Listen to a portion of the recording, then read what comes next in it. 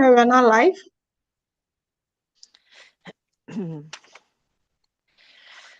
Okay. Good afternoon, everyone. We now have quorum. So I'd like to call to order this meeting for May 2nd, 2024. My name is Carlin O'Hanley, and I am the chair of the Point Pleasant Park Advisory Committee. We have now called the meeting to order. It was 4:34 p.m., and we will start today's meeting off with the land acknowledgement. The Halifax Regional Municipality is located in Mi'kma'ki, the ancestral and traditional lands of the Mi'kmaq people. The municipality acknowledges the peace and friendship treaties signed in this territory and recognizes that we are all treaty people. As is standard for our virtual meetings, we will begin with a roll call to make sure that all of our members' AVs are working. So I'm here working. Ted Doan, Vice Chair. I'm here. Ryan Frizzle. Yep, I'm here. Hi. Muyu Jia. I'm here. Hi. Hi. Dominique Johns. Yes. Karen Sijuri.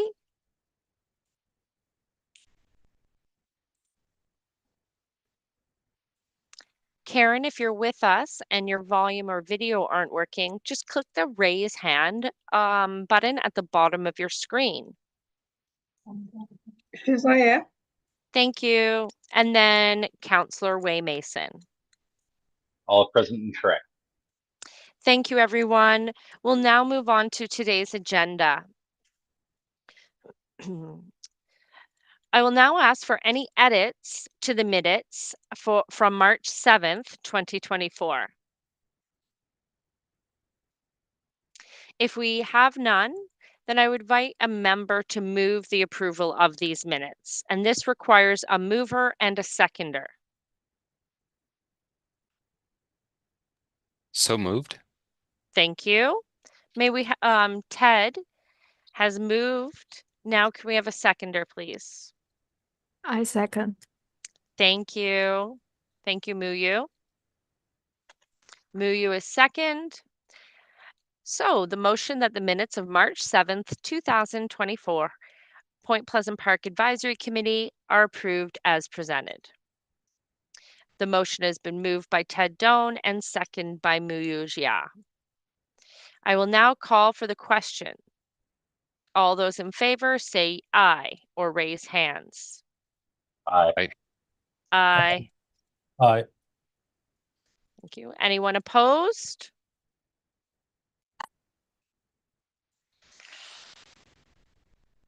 The motion is passed and it is carried. Moving on to section 3. We will now approve the order of business for today's meeting. I'd like to ask our legislative assistant if there is any changes to today's agenda. No changes. Thank you. And to our committee members, do you have any changes to today's agenda? No Okay. changes. Thank you. There are no changes or additions or deletions, and so now we can proceed with the following motion below. I will invite a member of our committee to move the following motion, that the agenda be approved as presented. We require a mover and then a seconder, please. I'll move that. Thank you, Ryan.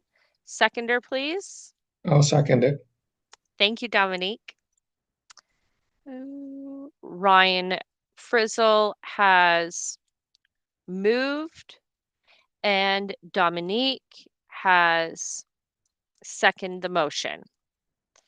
Okay, and the motion has been carried after we vote. So all those in favor say aye or raise their hands. Aye. Aye. Aye. Aye. All those opposed speak now? Okay, the motion has been carried forward.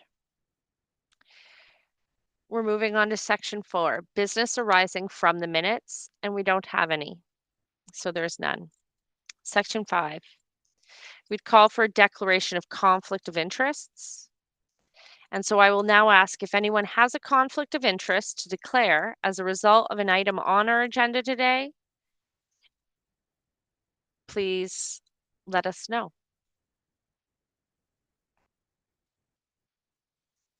Okay, so there are no declarations of interest, so we will proceed with the meeting as scheduled. We're on to section 6, consideration of deferred business, and there is none. Our correspondence, petitions, and delegations. 7.1, correspondence. Clerk, do we have any correspondence that you've received?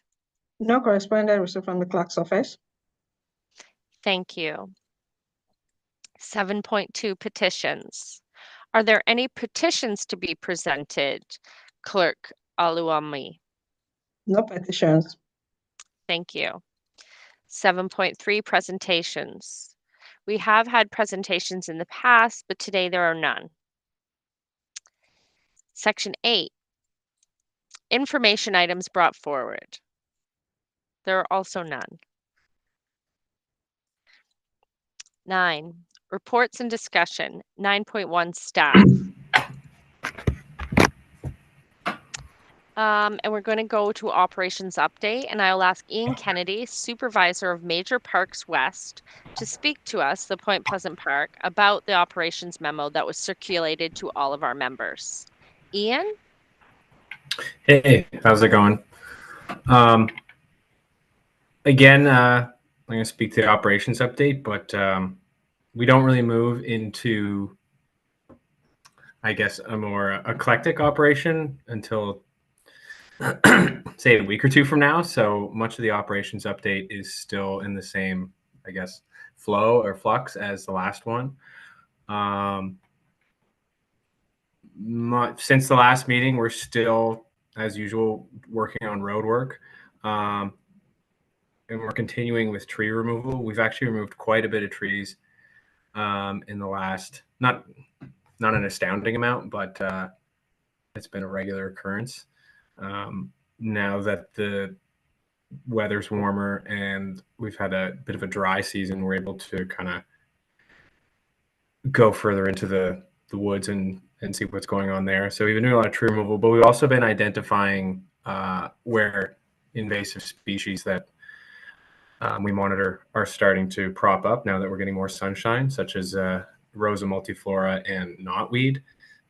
We did a lot of work about 4 or 5 years ago removing Rosa multiflora from the park, but it's starting to come back again. So we're kind of identifying areas in the park where we'll have to remove that again.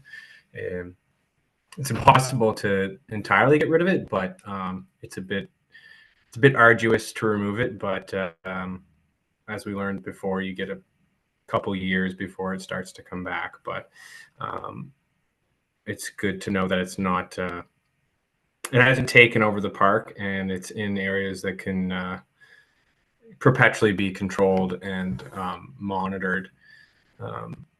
Beyond that, we're still working on road work, as we always are after the winter, and preparing the park for the spring. All the trails that would have been closed during winter maintenance are now open. As if you are, if you're an avid park goer, you probably realize that by now. The one big change in the operations update that I know we've talked about over the last few years is there is an update to the shoreline renewal.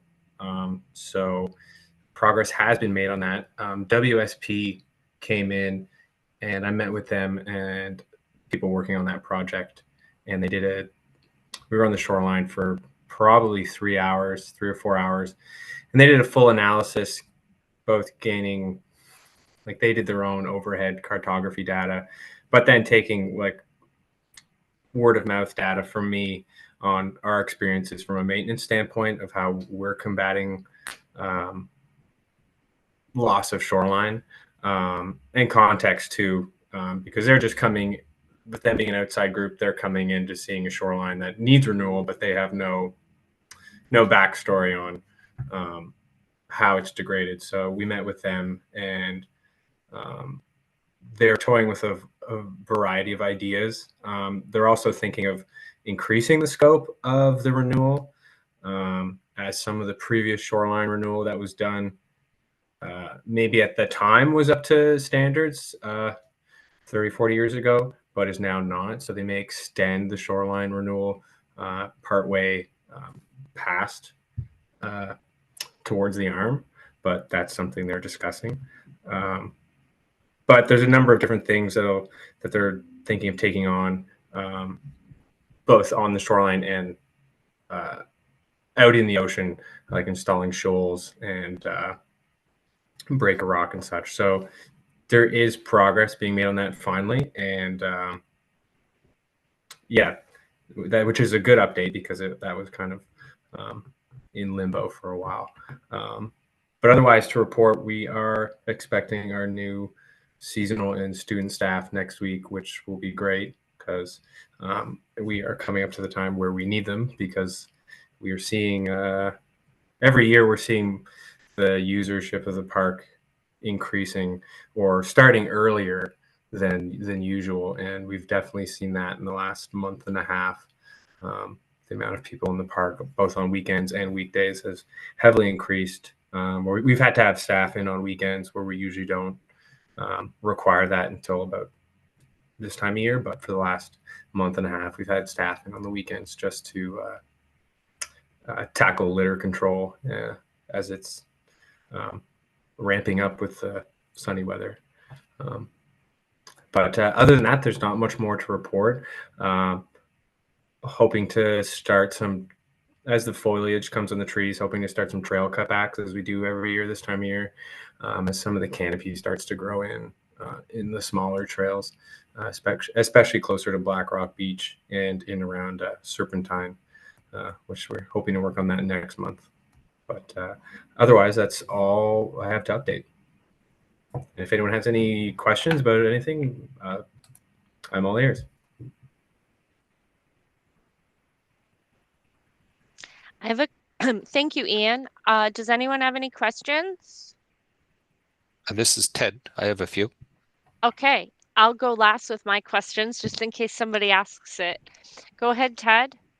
Okay, just curious about the invasive trees. I know we've spoken about this the last couple of meetings, but the large trees on the waterfront, are those included in the the plans to remove invasive trees, or the plan to remove dangerous trees? There are a few in and around Sailors Memorial that we identified that we may have to get urban forestry to take out, but not are you saying in regard to the shoreline removal or just our regular tree removal? No, just your regular tree removal. I was just wondering if that included trees on the waterfront. We try not to. The ones on the waterfront are mostly in pretty good shape, but there is one or two around Sailors Memorial, near the anchor, that should come down because they are rotting and dying. But most of the focus is in and around areas like Fort Ogilvie, Martello Tower, and then the smaller trails like Serpentine and Tower Hill Road, where the trees are, and along Arm too, because the ground is not as stable on Arm, or it's so close to the slope that a lot of those trees are pose a hazard. But I would say 95% of the trees we are taking down are away from the shoreline. Okay, I was just curious about that. And I know you talked about invasive trees, but there used to be invasive other species in the park. Is that still causing a problem? Because I know there was like the spruce longhorn beetle years ago. Does that still pose issues for the park? Not at the moment. We are kind of bracing for, there's a disease that's affecting hemlock trees, which there's not a large amount of hemlocks in the park. There is compared to other trees, but there is populations of hemlock in the park. We have another park we service which is Hemlock Ravine, which is predominantly hemlocks, but a lot of that monitoring, like our staff arborist takes on that monitoring, but a lot of the, I guess, combating that and is taken on by Natural Resources. So Natural Resources has the insect and bug traps installed in Point Pleasant Park that they check frequently. They're probably in about once a month checking the traps and monitoring. I don't see that data, and we don't really get that data, but that is one that we are, I guess, bracing for because it has made its way to Nova Scotia, but we haven't really seen its effects yet. But Is there a way to protect? Is there a way to protect the hemlocks? Yes, you can inject them. There's two types of injections. There's one time you can inject them like every year or two, I believe, or you can have almost like an ongoing like IV injection. But trees identify areas that need that injection. It has to keep happening and happening and happening. And I know that the federal government is, in a meeting we had last year, talked about plans to do that in Hemlock Ravine, but I haven't heard much about that. But yeah, with those, it's a literal pesticide injection into the bark of the tree. I just had one more question. It was on the resurfacing of the roads and the work on the walls. I'm just wondering if you can provide a little bit more detail what's actually entailed in that, and what kind of coverage it will have on the roads and walls. I guess with the roads, like historically, the roads were perpetually resurfaced with gravel or crusher dust, which was, I guess, an uphill battle because it would rain and that crusher dust would then migrate to the woods and then have to be removed from the woods. And with the major flooding last year, we saw a majority of that crusher dust leave the surface of the roads. So as an operation, we decided, well, why don't we switch to a larger grade gravel? So in a lot of spots of the park, we redid Tower this way about 5 or 6 years ago, but we're switching to a larger diameter or grade of stones. We're going with 1 inch clear and then topping that with crusher dust. And we're finding that the roads themselves need to be regraded, which is going to be a capital project. But we're finding the work that we're doing with the larger grade gravel is it's still keeping integrity of the road, and we're not getting any complaints about it being any softer or impeding walking or cycling, but we're finding that the material is staying. So, but it requires a lot of material and time. It would be nice to focus every single day on roads, but we have other priorities and stuff. So it's one of the things where we're constantly looking over roads and ditches, but we're putting patch spots and locations to revisit, and those have to be scheduled and prioritized. But yeah, kind of just rather than just trying to raise the road, or won't leave anytime soon. It's going to leave sooner or later, but.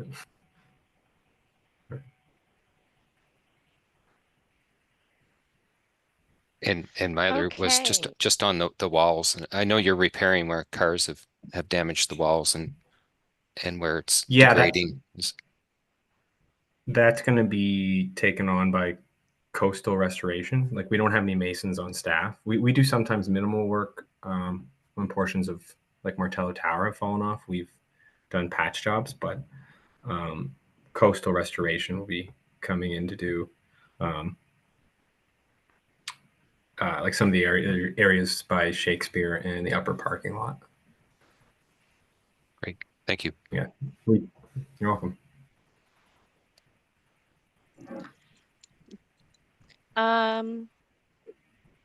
The only other question I see in the list would be from Way, Councillor Mason, I mean. Please go ahead. Fine, you're the chair. Call me whatever you want.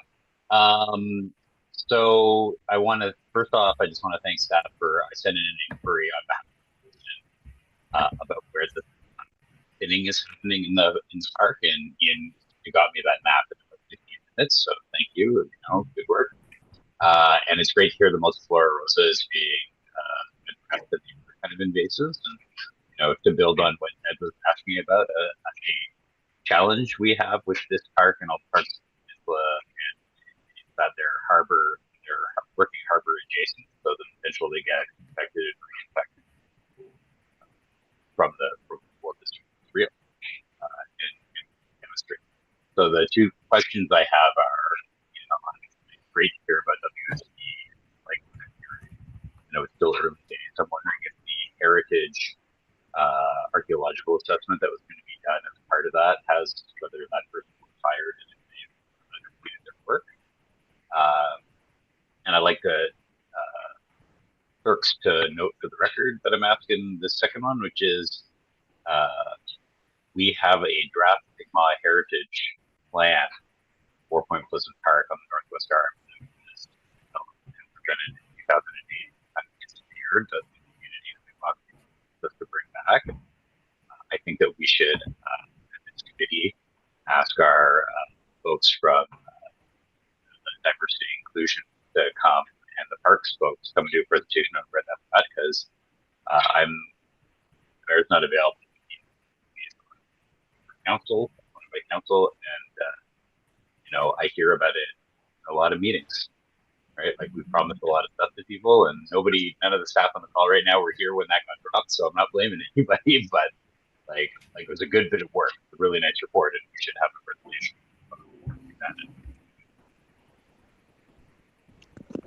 Thank you, Councillor Mason. I agree with you, and that was one of my questions. I believe last year we were in a meeting and we had either a presentation or a slight introduction to the draft in which Councillor Mason's speaking about.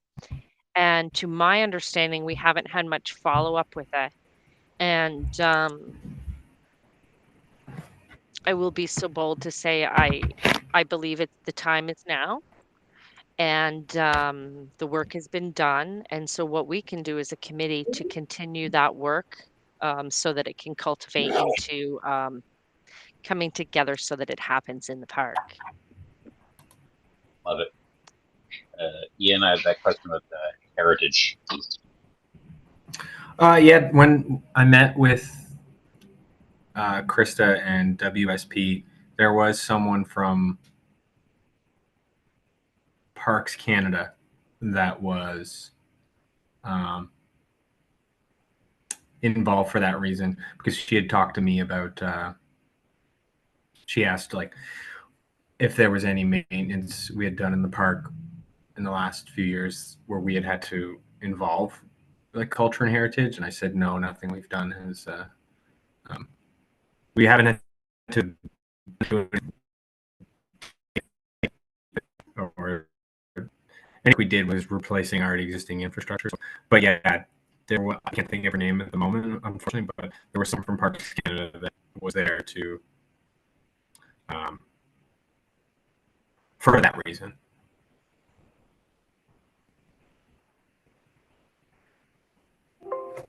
Sorry, I lost my mute. So we should also note in the minutes, one of the commitments of HRM was to hire off of the standing offer list an archaeologist to do a review of the bunkers that are of such concern to some people and of less concern to others. And so we got to make sure that that gets followed through as we're back.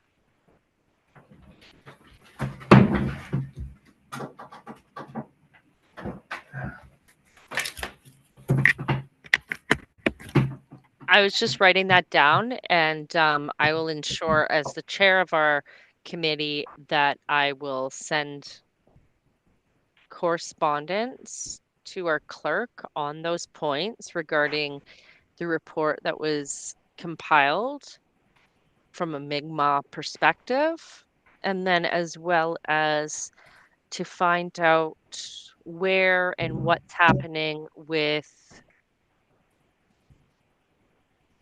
assigning an archaeologist to review the state of the bunkers. Do we have any other questions? Thank you.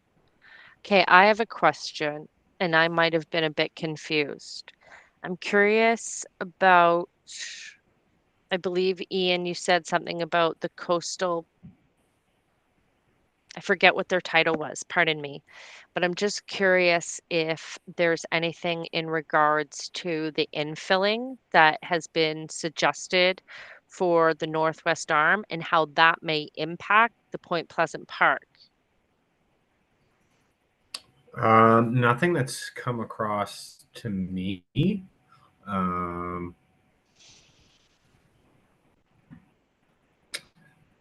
No, I don't think I can speak to that. That's never, I'm aware of it, but in relation to the park,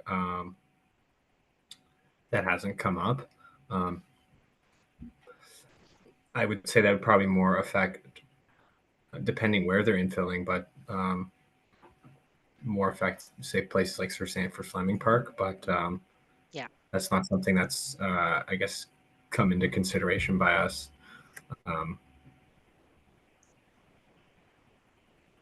Yeah. Okay, thank you. No, just the most recent times I've been down there walking, and I've just noticed that there is a lot of development going on from, say, homeowners that their properties are Right. adjacent to the park, and so that just spurred me to think, oh wait, do we have a process in regards to how infilling may impact park, the wildlife? Just even those, say, walls and how everything kind of fits together, you know, Right. because it is such a rocky coastline there, and just those impacts. And then We did also have, in relation to the Coastal Protection Act. right. I know we did. If most people probably seen it down by the pumping station, we had a homeowner who did do some development and did not so much infilling of the arm, but infilling of their property. And I would say it was almost the inverse. I had to speak to them to kind of say that, I guess, a large water flow from the park drains through that property. So it was more, in that situation, it was more how the park was going to affect their property because the park would flow in through that. But Yeah. that has kind of halted as I think they ran into some hurdles with development because, as you know, it's easier said than done than to develop on waterfront, especially that waterfront. Yeah. But that is something that we could look into and consider, especially if it does happen and does continue. Well, the example you brought up is exactly the one I was thinking about. And I thought to myself, I grew up on a hill in Cole Harbor, and I thought, oh man, the houses at the bottom were always impacted, right? So I was thinking similar idea, and that's where that got me thinking. Okay, Yeah. fantastic. I think I can, and please anyone speak up. I think I can say for our committee that we are interested and do see the value in, if it's possible, reviewing and even being a part of anything that impacts the park from an environmental or coastal health perspective. Right. Yeah. Okay. Thank you, Ian. You're welcome.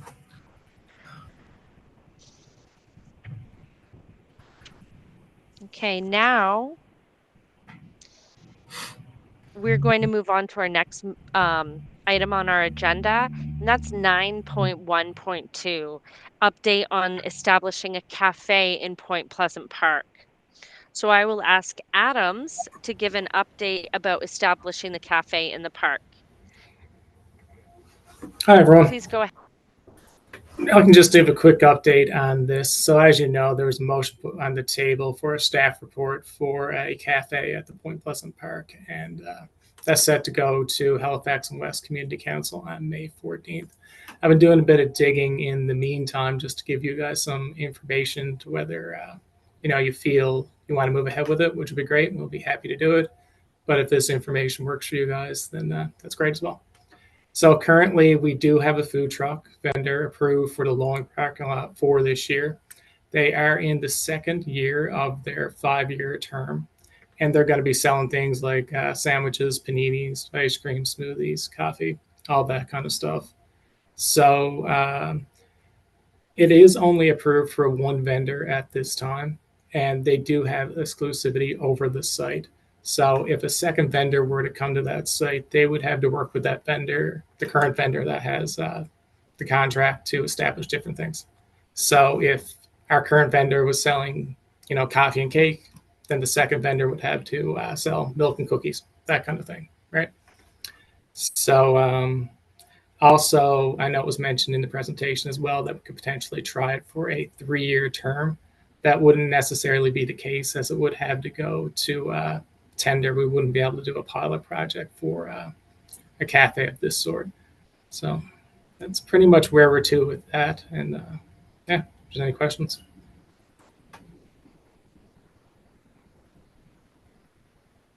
May I add? Sure. Just the reason it hasn't gone to Halifax is because we haven't had an agenda for this item. And if you are satisfied with Adam's information about the construct, which is to us, then that might mean that we don't even have to pay. This is literally the only item. So interested to hear what your thoughts are. I missed that. Sorry, Councillor.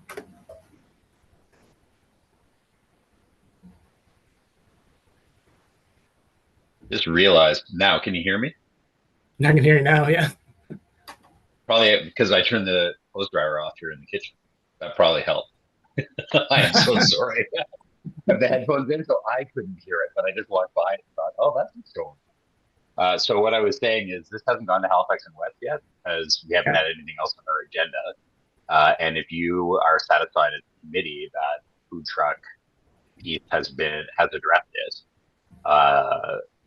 then we would remove it from the future agenda. If you want to ask for more information about a permanent setting, and I wasn't there for that presentation, but I've seen it before from Osama, then that could happen as well. But with the food truck going in, that's being addressed. There'll be some services there this summer.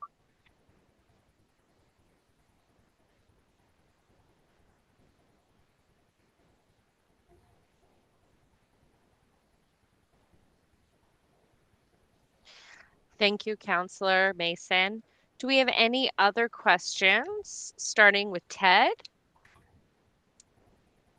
I don't. Thank you. Ryan? Muyu? Dominique? Oh. And then me. I don't have any questions. I am excited that we're able to have a service like this, an opportunity like this in the park. I think that'll be helpful, especially for folks with families and that. Yeah. So I guess the question is, does the committee still want to make the recommendation to Halifax and West, or does the food truck satisfy?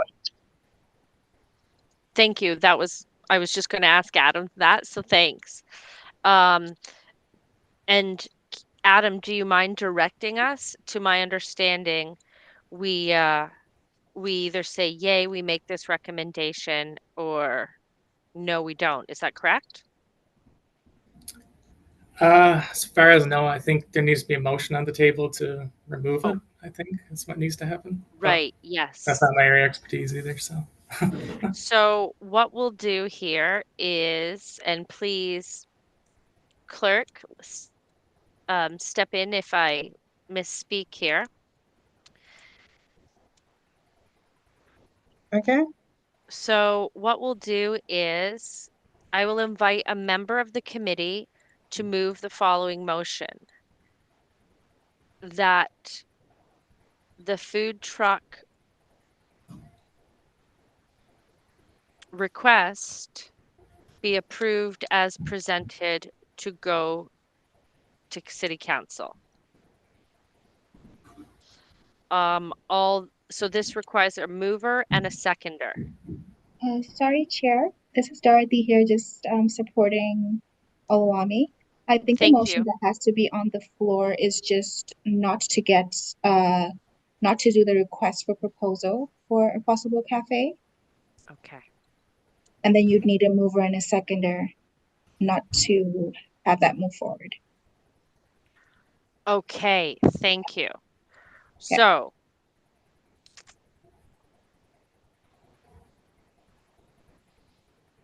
we're looking for, okay, pardon me, and thank you for your patience.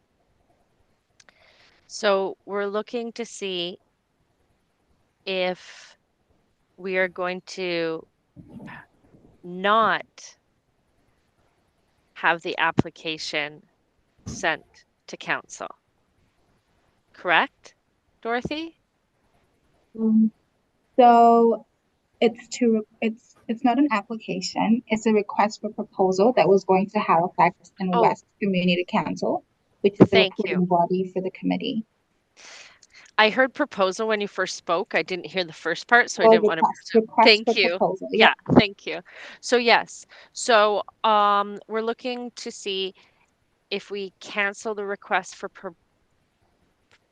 proposal for the cafe in Point Pleasant Park.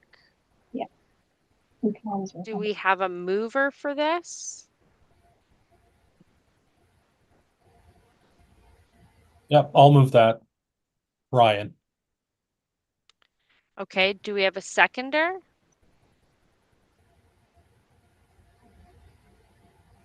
I'll second it. Okay. So Ryan has moved the motion and Dominique has seconded it. All those in favor, please raise their hand or say aye. Could I ask a question? Chair? I believe so.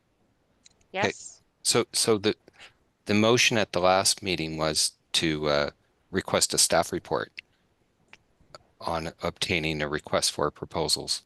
So I'm just wondering, is that what was done? There was a staff report and that was forwarded to Halifax and West Community Council? I agree with you, Ted. That was my impression. Yeah, there's no staff report done on that. Not yet, because the motion had not gone to Halifax and West as yet. It was scheduled to go, I believe, later this month, Adam, if I'm correct. Yes. I would suggest that, we just kind of stick with what our motion was on a staff report and see where that lands. I second Ted's suggestion. I also think that we as a committee might need, because a lot of us are new, that having that completed by staff would assist us in making our decisions. Do we have any other comments on this from? I have a comment. Yeah. If there's already a food truck that's got a contract for the next 4 years, from what I understand, Yep.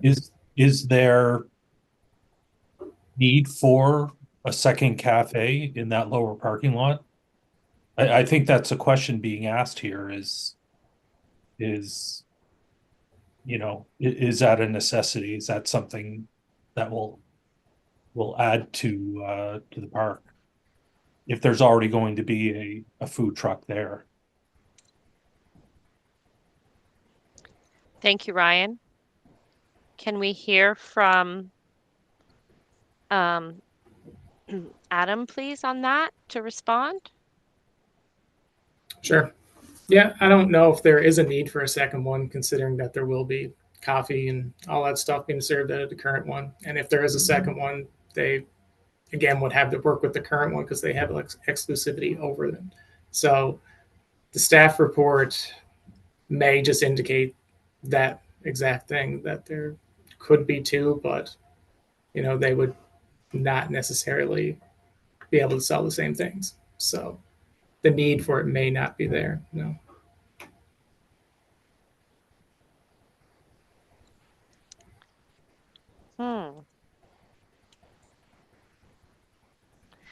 Okay, so my understanding, and again, please clerk jump in if I'm wrong. My understanding is that as a committee, we're pondering, do we want to wait for the staff report, or would we like to continue with the motion? So my suggestion would be that we then vote on if we want the staff report completed and to wait for it before we move to the other one. Does that make sense to everybody? Thank you, Chair. So the current motion right now on the floor is not to proceed with the staff report to Halifax and West. So at this point, the committee can vote for that, or yay or nay on that, and then that would determine how we would proceed after. Excellent, thank you. I appreciate that support. So we will start this again. Pardon me. I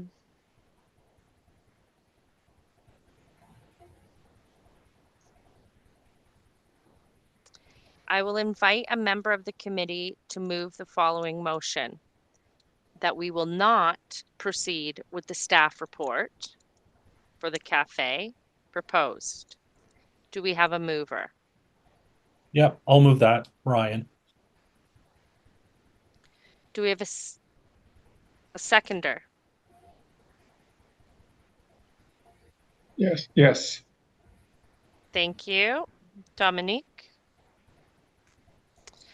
All those in favor of not proceeding with the staff report, say aye or raise your hand. Aye.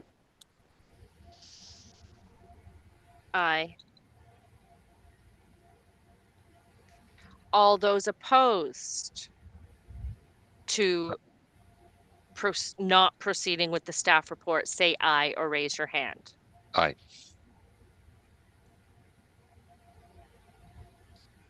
Thank you, Ted. I have that.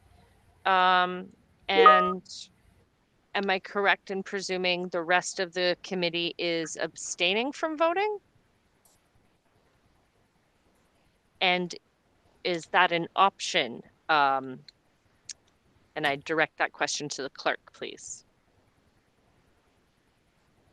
I'm not too sure if Councilor Mason voted. I didn't see his vote, and Muyu, I didn't see.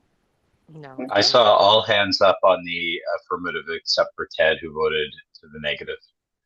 And I voted affirmative, and Stephen Muyu just nodded. Thank you. Okay, so then that would be majority of the committee would say the motion is passed and it is carried. So we will not proceed with the staff report.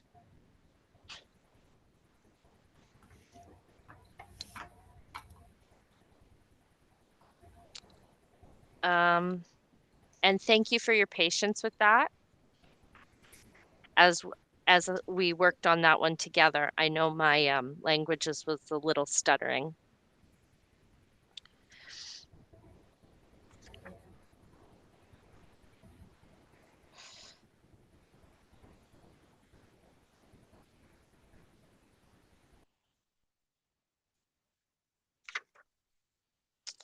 We are now going to move over to committee member updates, section 9.2, and there are none for today.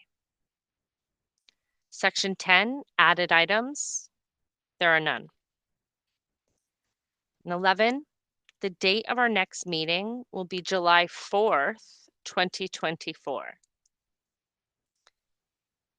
I will now call for a motion to adjourn today's meeting, and this will require a mover only.